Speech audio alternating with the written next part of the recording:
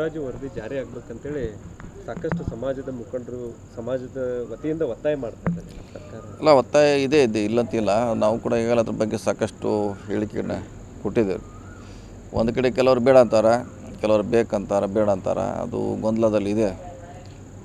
ನಮ್ಮ ಸಜೆಷನು ಅದು ಸರಿಪಡಿಸಿ ಜಾರಿ ಮಾಡಿದ್ರೆ ಒಳ್ಳೆಯದು, ಪಕ್ಷಕ್ಕೆ ಒಳ್ಳೆಯದು, ನಮಗೂ ಒಳ್ಳೆಯದು ಅಂತ ಹೇಳಿದ್ವಿ.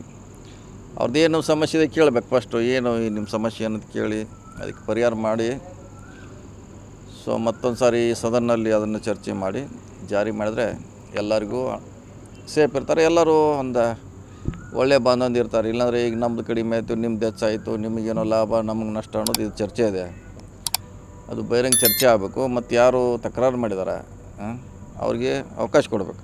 ಏನು ನಿಮ್ಮದು, ಏನು ನಾವು ಸರಿಪಡಿಸ್ಬೇಕಂತ ಅವಕಾಶ ಕೊಟ್ಟು ಮಾಡಿದ್ರೆ ಒಳ್ಳೆಯದು. ಬರೀ ವಿರೋಧ ಮಾಡೋದಕ್ಕಿಂತ ಏನು ಸಮಸ್ಯೆ ಅದ ನಾವು ಅದನ್ನ ಹೇಳಿ ಈಗಾಗಲೇ ಒಂದು 10 ಸಲ ಹೇಳಿದ್ದೀನಿ.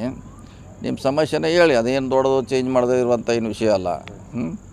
ಮಾಡಲಿಕ್ಕೆ ಅವಕಾಶ ಇದೆ. ತಹಶೀಲ್ದಾರಿಗೆ ಅಧಿಕಾರ ಕೊಟ್ಟರೆ ತಹಶೀಲ್ದಾರ್ ಲೆವೆಲಲ್ಲಿ ಬದಲಾವಣೆ ಮಾಡಲಿಕ್ಕೆ ಅವಕಾಶ ಕೊಟ್ಟರೆ ಅದನ್ನು ಸರಿಪಡಿಸಿ ರೀಪಬ್ಲಿಷ್ ಮಾಡಿದ್ರೆ ಅಂದರೆ ಎಲ್ಲರೂ ಸೇಫ್ ಇರ್ತಾರೆ. ಹಿಂದುಳಿದ ಸಮಾಜಕ್ಕೂ ಕೂಡ ಸಾಕಷ್ಟು ಇದರಿಂದ ಎಲ್ಲರಿಗೂ ಅನುಕೂಲ ಆಗುತ್ತೆ. ಯಾಕಂದ್ರೆ ಅದು ಸಾಮಾಜಿಕ ಶೈಕ್ಷಣಿಕದಿಂದ ನಾವು ಬಜೆಟ್ ಅಲೋಕೇಶನ್ ಮಾಡಬೇಕಾಗುತ್ತೆ.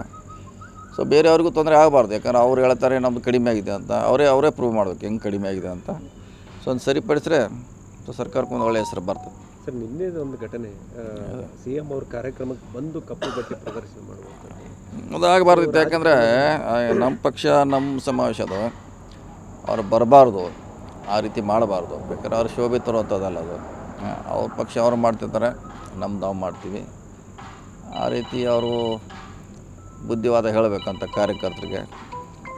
ಅವ್ರು ಮಾಡ್ಲಿಕ್ಕೆ ಬೇರೆ ವೇದಿಕೆ ಸಾಕಷ್ಟು ಇದೆ, ಅಲ್ಲಿ ಮಾಡ್ಬೋದು, ಪತ್ರಿಕೆ ಹೇಳಿಕೆ ಕೊಡ್ಬೋದು. ಆದರೆ ಒಂದು ಸಮಾವೇಶದಲ್ಲಿ ಬಂದು ಹೇಳೋದು ಅದು ಸರಿಯಾದ ರೀತಿ ಅಲ್ಲ.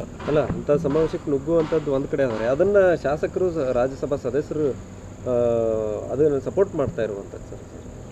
ಸರ್, ನಮ್ಮವ್ರು ಹೋಗಿ ಪ್ರಶ್ನೆ ಮಾಡ್ತಾ ಇದ್ರು ಅಂತ ಇರನ್ನ ಕಡಾಡಿ ಅದು ಮಾಡಬಾರ್ದು. ಅಲ್ಲೇ ಹಂಗೆ ಮಾಡ್ತಾರೆ. ಅದಕ್ಕೇನು ಸ್ವಲ್ಪ ಅವ್ರದ್ದಲ್ಲ ಅದು. ಅವ್ರಿಗೆ ಮಾಡ್ಲಿಕ್ಕೆ ಸಾಕಷ್ಟು ಅವ್ರ ವೇದಿಕೆ ಇದೆಯಲ್ಲ, ಈಗಾಗಲೇ ಅವ್ರು ಕಾರ್ಯಕ್ರಮ ಮಾಡ್ತಾರೆ, ಅಲ್ಲಿ ಹೇಳ್ಬೋದು ಇತ್ತದ. ಇದು ಮಾಡಿದ ತಪ್ಪು ಆ ರೀತಿ ಆಗಬಾರ್ದು.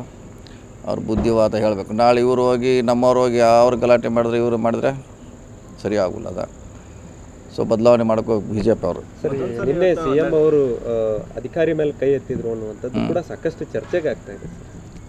ಆಗಿರ್ಬೋದು, ಏನು ಕೈ ಎತ್ತಿರ ಅಂತ ಏನಿಲ್ಲ. ಅವ್ರಿಗೆ ಆ ಥರ ಕೈ ಮಾಡಿ ಹೇಳ್ತಾಯಿದ್ರು ಅವರು, ಈ ರೀತಿ ಯಾಕೆ ಒಳಗೆ ಬಿಟ್ರೆ ಅಂತ ಪ್ರಶ್ನೆ ಮಾಡ್ತಾಯಿದ್ರು ಅವ್ರು. ಆ ರೀತಿ ಹೊಡಿಲಿಕ್ಕೆ ಯಾರು ಆ ಅಧಿಕಾರಿಗಳನ್ನು ಅಂಥ ದೊಡ್ಡ ವೇದಿಕೆ ಮೇಲೆ ಯಾರೂ ಹೊಡಿಲಿಕ್ಕೆ ಹೋಗಲ್ಲ, ಅದು ಅಸಾಧ್ಯ. ಆದರೆ ಅಲ್ಲಿ ಅವರು ಹೇಳುವಂಥದ್ದು, ನೀವು ಯಾಕೆ ಪೊಲೀಸರು ಇಷ್ಟೆಲ್ಲ ಇದ್ದು ಅವ್ರು ಹೆಂಗೆ ಬರೋದು ಪ್ರಶ್ನೆ ಮಾಡ್ತಾಯಿದ್ರು ಕೂಡ. ಅವರು ಕೂಡ ಅಷ್ಟೇ, ಅವರೇನು BJP ಬಾಟ ಹಿಡ್ಕೊಂಡು ಬಂದಿರೋಕ್ಕಿಲ್ಲ. ಪೊಲೀಸ್ ಕೂಡ ಅದು ಸಹಜವಾಗಿ.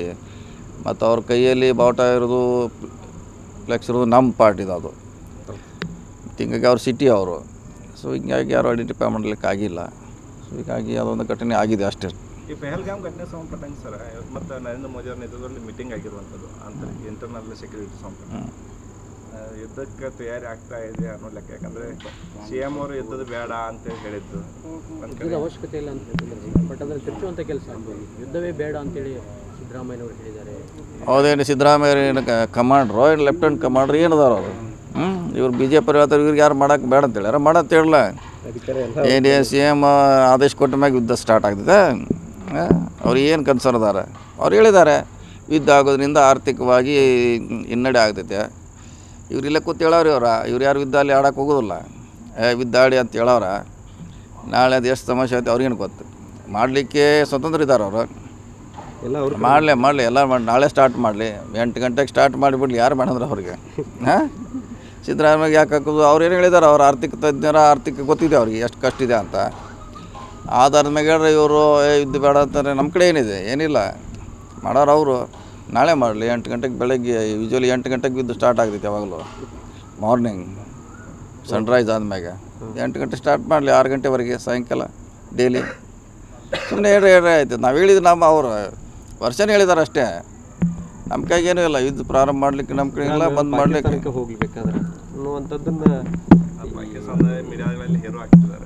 ಅವ್ರು ಹೇಳ್ಯಾರ.